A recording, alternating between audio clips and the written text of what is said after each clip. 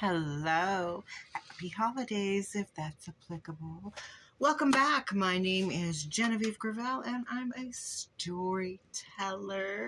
If you are into all things paranormal, I highly suggest you hit that subscribe button. I come to you on the first Friday of every month with a new chapter of a new story that I am working on. Right now, we are on chapter 22 of The Nature of Forces. Let's get.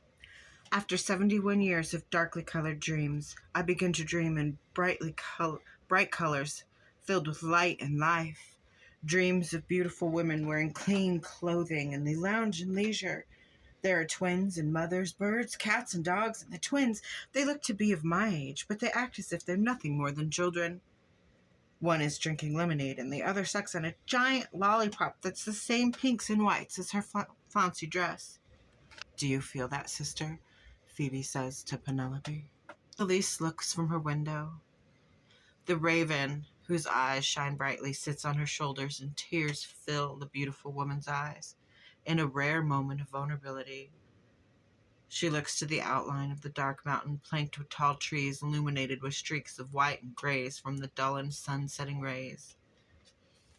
Celeste is filled with a deep sense of longing for what could have been, what life would have been had she only spent it with him. She doesn't even know of the man whom she now dreams, only the memories of a boy. She imagines him holding her face in his strong hands, gazing lovingly into her eyes as she searches for the memory of the sound of his voice.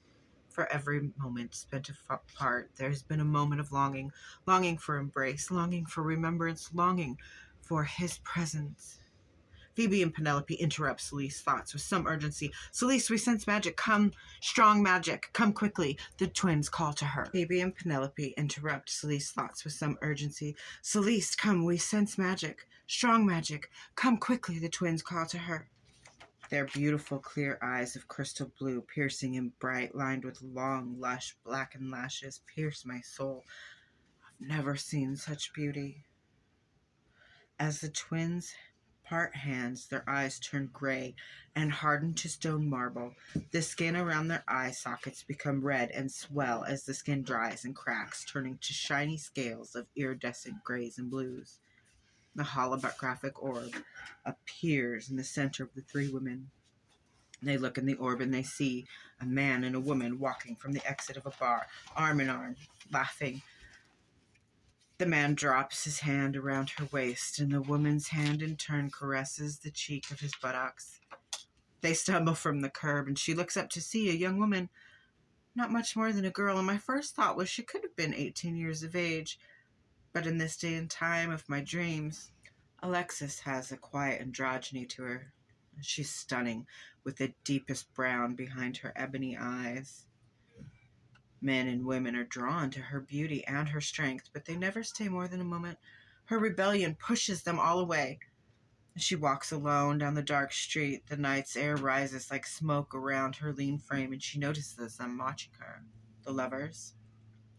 And she turns away, and she heads down the dark alley behind the bar, away from their view, away from the world's view. Alexis is unsatisfied. What is she looking for? Will she fill this hunger from within? Out of the shadows of the dark alley, into the flicker of light from a torch on the wall, a man appears. His feet do not touch the ground as he moves towards her. She's startled and in shock, and a tear falls from her deep brown eyes. A large, hairy hand grasps her neck. She stops dead in her tracks. Now she's in his grasp, keeping her very essence of life from entering her lungs. Her feet no longer touch the ground, and his eyes peer into hers as he plans his next move. How to taste her, how to take her. His pointed talons begin to dig into her neck, and blood trickles to his fingertips. His chest is covered in soft, luxurious fur. He's enjoying the air around her, the air that is being withheld from her. Though she is cunning and clever, she wants to run. She anticipates the moment she will be caught if she dares try. She has always known that she will never be taken by brute force, but she has no recourse. Fighting for air, and her blood is pumping through her veins, and her excitement grows, and he's hot and sweaty, and he's craving the taste of blood. He moves his hand to her face. His thumb traces her thin lips. His hands are hot to the touch, and beads of sweat roll down his muscular chest. The flickering light brings his eyes into view, and they glow red from the animal inside. She raises her hand in defense to his chest, and her nails dig into his flesh, and a burning sensation from the sweat streaming in. He moves his hand to her face. His thumb traces her thin lips. His hands are hot to the touch, and beads of sweat roll down his muscular chest. The flickering light brings his eyes into view, and they glow red from the animal inside, and she raises her hand in defense to his chest, and her nails dig into his flesh, a burning sensation from the sweat streaming into his fresh wound triggers him to push her up against the wall. Her muscular legs resist him as he presses her harder into the stone wall. This girl is to be his dinner. His interest now becomes more than just to feed. He looks at her. His luscious blonde hair turns dark, and his claws scratch at her, and sweat drips from her hair. Her small breasts swell as her heart pumps massive amounts of oxygen and blood through her veins, and he smells her blood, and he begins to drool. Yeah, edit. Can't read this on this app. So you can buy the book if you want to know. Trying to compose himself, he looks into her mind. His hand strokes her chin, a smirk crosses his face, and then quickly his hand crosses her cheek. Her knees buckle and the lights go dim before she falls, and he clutches her in his strong arms. A drip of blood falls from her lips, and he takes a deep breath as he takes in her scent and throws her over his shoulder. He climbs the fire escape nearby and proceeds to jump with her from rooftop to rooftop. When she awakens, she's in a dimly candlelit room. Silky sheets cover her now bare skin, and she looks around the empty room. Where am I? She asked, "What is this?" She screams, unsure if anyone is there to answer her call. She rises from the bed and enters the dark hall. She searches for light and for something to cover herself with when he comes to her. He throws her against the wall, and his hands cover her mouth, and eye to eye he enters her mind. She's paralyzed with fear. He's in her head, controlling her thoughts, filling her mind. And she fights to break free.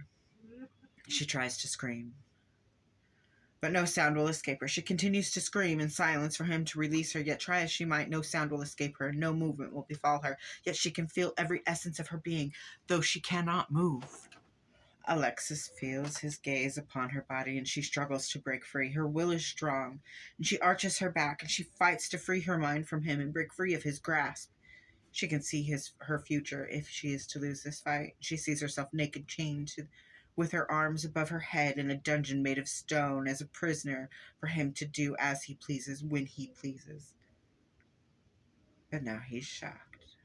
She's in his head, and he fights to control her thoughts. She fights to control his. "I give myself to you willingly," she whispers. "You can take me if you wish.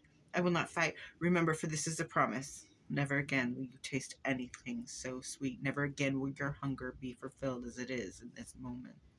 Stunned, he loses grip of her mind and her body. Air fills her lungs, and Alexis runs. She glances behind her. He's nowhere to be found. Her fear grows, her blood pumping and her heart racing as she runs as fast as her strong legs can carry her. He gives chase. He's faster than she is, and he's made it ahead of her without a sound. His nails dig into her neck, and the blood flows. Panicked, Alexis searches for her surroundings, for some way, any way to break free. Alexis kicks him swiftly in the groin, and he tumbles over it when pain and hot tears burn his eyes, and she begins to run, but he moves swiftly as the wind and reaches out from behind, and she falls. He's on top of her. She kicks wildly to ensure her release. "Feisty," the man says. "I like it when they fight." From out of the shadows, a giant rat of black with golden eyes gobbles the man whole. A single bite that he never saw coming, and Alexis is free. And through a thick cloud of smoke, the orb dissipates. Celeste tells the twins, "We must find this girl." Where is she now? Sitting on a wall made of stone next to the outskirts of town, Alexis is struggling to make a skirt out of some fabric she found in the abandoned, dilapidated home that he had held her in. The blood is dried and caked on her face, and she has no shoes, and her hair is ratted and stuck together with the dried blood. I wanted to cry for her, But she did not cry. Not a single tear. Alexis is a young woman born of this time. She exploits her unusual and secret power of compulsion to lure men and take what they have and leave them believing that they'd had their way with her body, not knowing they never had or could have had her. He could have never had her had he not used brute force. No matter his strength or power, no man could. But he was no man. He was a vampire.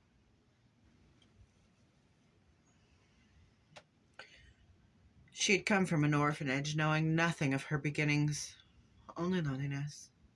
There's a hole left in her heart where her parents should have been. She had seen many others with the same affliction of the loneliness and questioning, why me? Am I not worthy? So many young people filled the orphanages. Alexis had watched them jump from one bad relationship to the next, and she had witnessed as many had searched for fulfillment in others, as if any touch could compare to a fictional love. She found these individuals to be weak and pathetic, a product of the forces of nature. We are all victims. Instead, Alexis opted to close herself off to women, to men, to the chance or the thought of companion. Did this make her more pathetic than the girls dressing up and throwing themselves at men? Is there an answer? Is there a cure for the depth of longing that fills her generation? Alexis did not have an idea. She felt helpless. She could only protect herself, and she could only control her own actions. Therefore, she built a wall around her, letting no one in. Distasting in men, she had no trust, only wanderlust.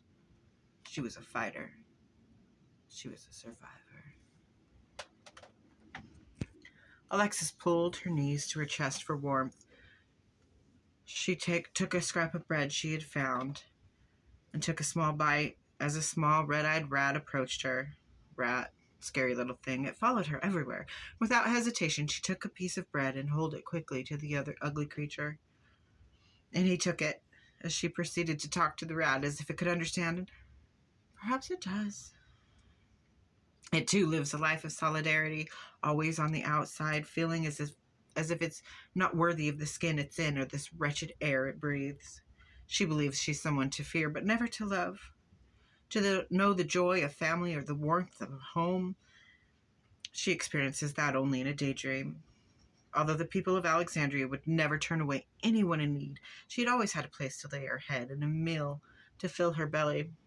She simply preferred to be on the outside and away from those she feared would reject. Tonight, though, Alexis walked into the bar in search of warmth and wine. Not wanting to find herself alone, she was frightened by what had happened and what could have become of her. Celeste and the twins find her there. Her magic is strong and easily tracked with the twins' power of perception. Phoebe and Penelope, they took to the dance floor and to giggle and flirt with the young men.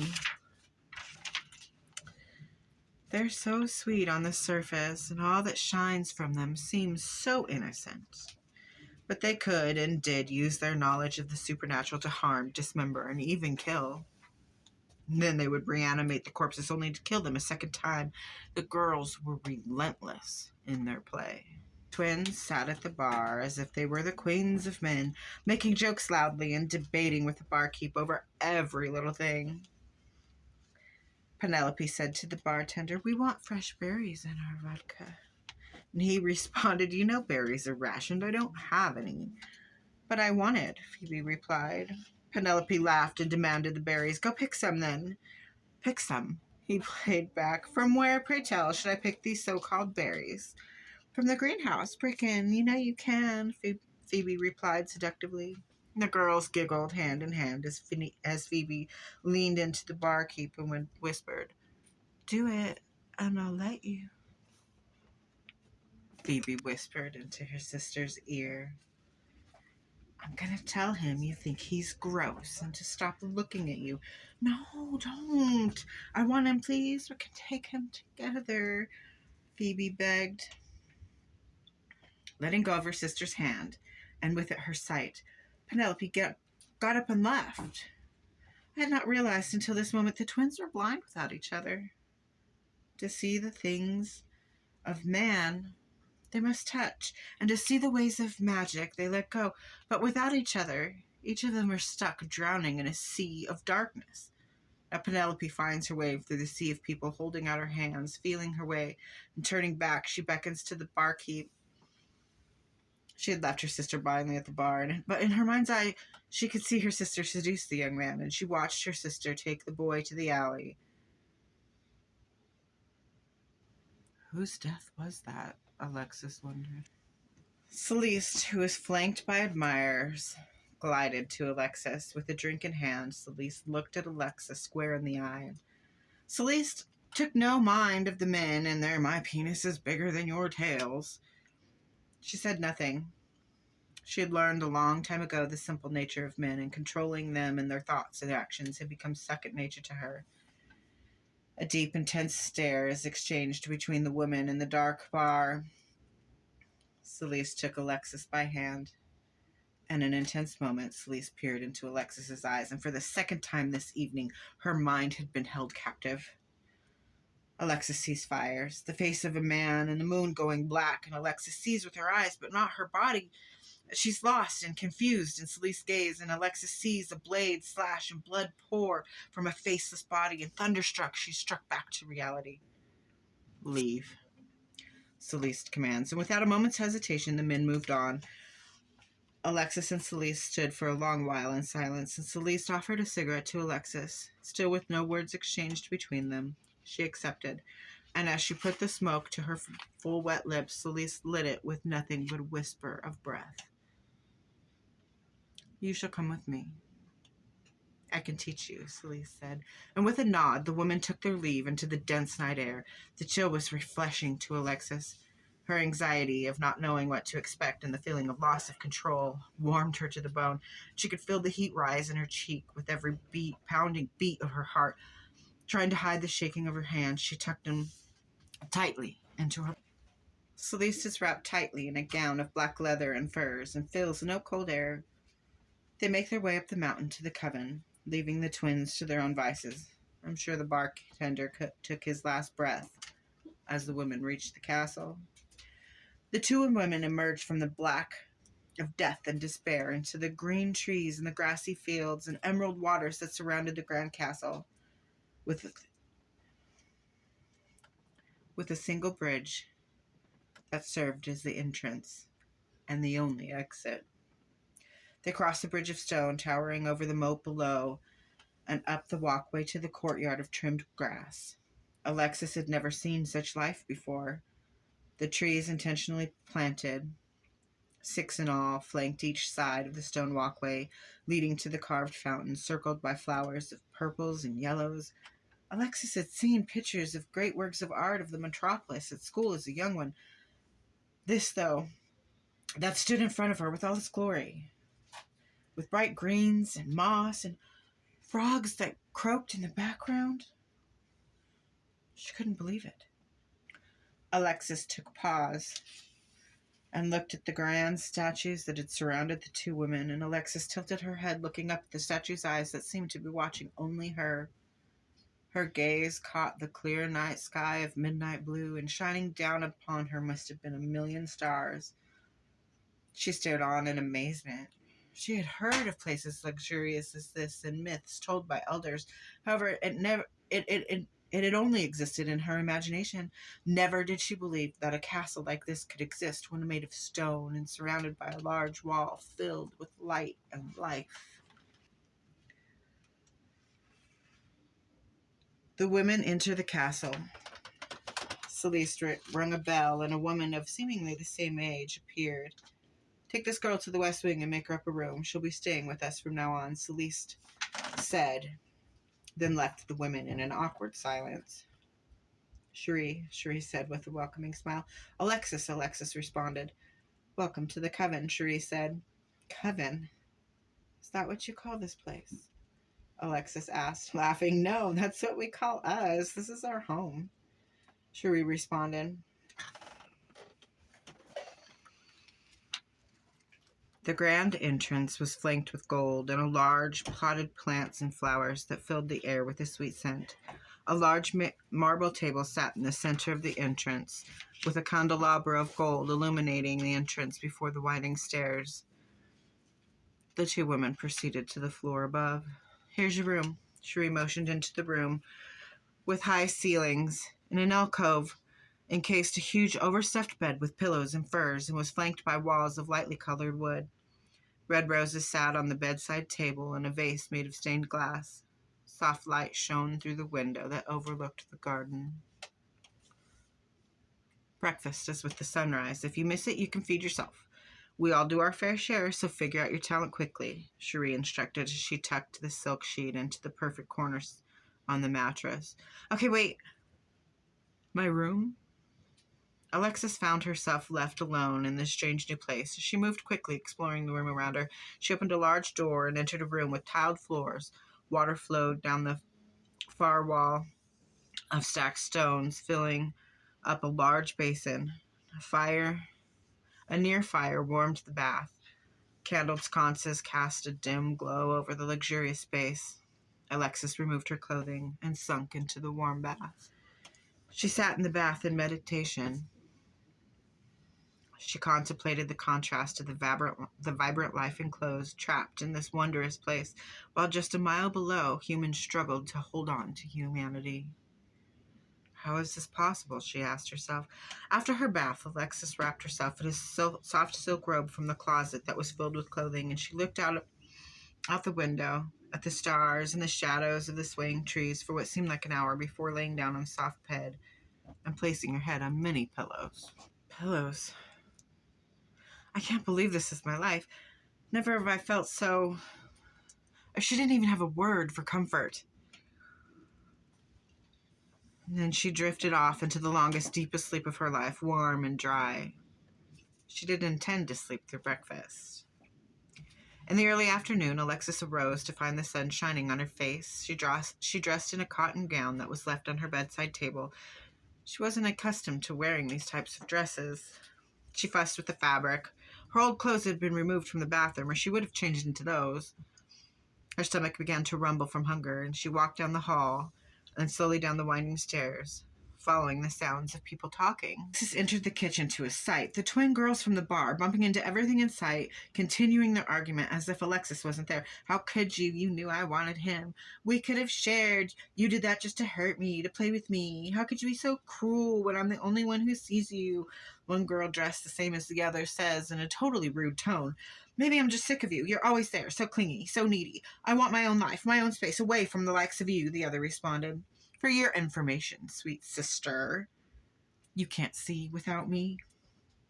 Pointing to herself, "You are nothing but a poor little blind girl with no daddy." Penelope snapped back at her sister. "What do you think you are?" "Sweet sister," asked Phoebe. We may as well be the same person." Alexis cleared her throat. "Hi, I'm Alexis." "We know," the girls shouted in unison as they quickly gripped each other's hand and took leave. And with that, they were off down the hall, leaving their mess behind and taking their shouting of obscenities with them. "Okay. So I can eat all this food?" Alexis wondered. "Yes, you can eat anything you like," Celeste responded. Alexis had not seen Celeste enter the room. The sound of her voice had startled Alexis, sending shivers running down her spine. I didn't say anything," she stated while stuffing some fresh-baked blueberry muffins in her pocket. "You don't have to do that. Cherie bakes fresh pastries every morning," Celeste said. "You've met the twins, I take it. They're called Phoebe and Penelope." "Is their mother a witch?" Alexis asked. "Cherie is a very, very powerful witch indeed, though she doesn't know it." "Phoebe is weak in that way, like her mother," Celeste said. "Weak? Well, that's something I've never been accused of," Alexis responded. "No, I don't suppose you have. However, I do believe you are like them." Celeste gave her a knowing look. "How would you know? You don't know me. You know nothing." "Why have you brought me here?" Alexis asked in an attempt to protect herself. "I know all. Do not mistake my generosity for ignorance. I know what you did to that man. You and your rat," Celeste responded. "How?" Who told you? Alexis asked frantically while searching for a valid excuse. Not to worry. Mother Nature insists on balance, and you maintained the balance. The act itself was brutal, but the result highly effective. How many other young ladies do you think suffered the fate he tried to thrust upon you? He would have performed horrid torture sacks upon you. But you knew that, did you not? Celeste asked. I hadn't thought of that. I hadn't thought of anything really, except to see his insides on the out, Alexis replied. What else do you know? Alexis asked with trepidation. I know all. Celeste responded. I know you how powerful you are. Do you? I know your past. I know where you come from. I know you are a descendant to the originals. We're cousins. Far removed. You're welcome here as family. I invite you in. You will have your fair share to keep the coven flourishing. I'm Celeste, descendant of the originals. I was born on this mountain, and I've spent most of my life building this home. It started as a cottage, little more than a hut. My father had an apothecary just off to the right. If you look out the window, you'll see it still stands there. Celeste gestured. Just beyond the pool is the herb garden, and to the left is the aviary. If you go out there, please tread lightly. The fairies are elegant and delicate. Fairies? You mean to say like in a child's story? Alexis asked with childlike wonder. Yeah. Fairies. They've lived here in this spot since before the volcano erupted. The volcano, Alexis said out loud. How old are you? She thought. As old as I think, maybe older. The woman reminded me of my mother somehow. I couldn't put my finger on just how. In fact, she looked like my sister. The one called Celeste, she acted like my sister, and I wondered if my imagination had manifested her in Hazel's image. The thought doesn't wake me from my dream. It just continues. A lady never reveals her real age, my darling. You will learn how to remain ageless as well. You will learn a great many things, should you choose to stay, Celeste continued while monitoring the door. That rat needs not hide. He's welcome here. He's not mine. I gave him a crumb once, and now he's always underfoot, Alexis said in defense. Underfoot? Is that what you called it when he saved you? Celeste asked, not taking her eye from Alexis's. He's your familiar, your spirit guide. He's one to honor and to protect you. We all have one. The girls have poodles, annoying creatures always jumping and slobbering, pining for attention just as the girls do. And Cherie has a cat named Cherry Pop. How many others live here? Asked Alexis. You are the sixth, Celeste answered. Were all of you born here? Asked Alexis. No. I've known Amber and Cherie since I was a child. I used to help with the twins when they were infants. After they lost their men, they came to stay here with me. Celeste responded. Be sure to eat Cherie's pastries every morning in the first hour of alertness, Celeste instructed as she took a black spider from a jar on the counter. The spider was alive, but did not attempt to crawl or bite. Celeste placed the spider on toast and bit down with a crunch. You have much to learn, darling. Do not fret.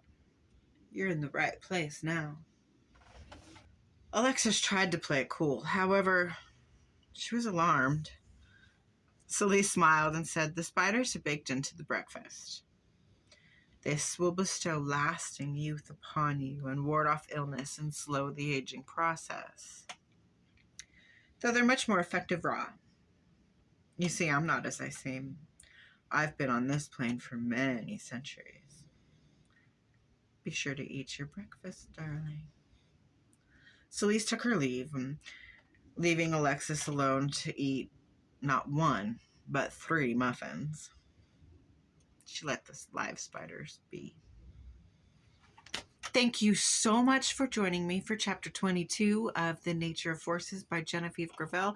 If you do want to follow along in print, it is posted or available for sale on Amazon.com. I will put a link in the description. Keep in mind, though, this is a draft and a work in progress. Also, if you want to join me over on Facebook, I host a live to talk about everything literary on Tuesdays at 7 p.m. Pacific time. I will leave a link to that in the description as well. Again, thank you so much for being here. Remember, you are valid, you are worthy, and you are loved.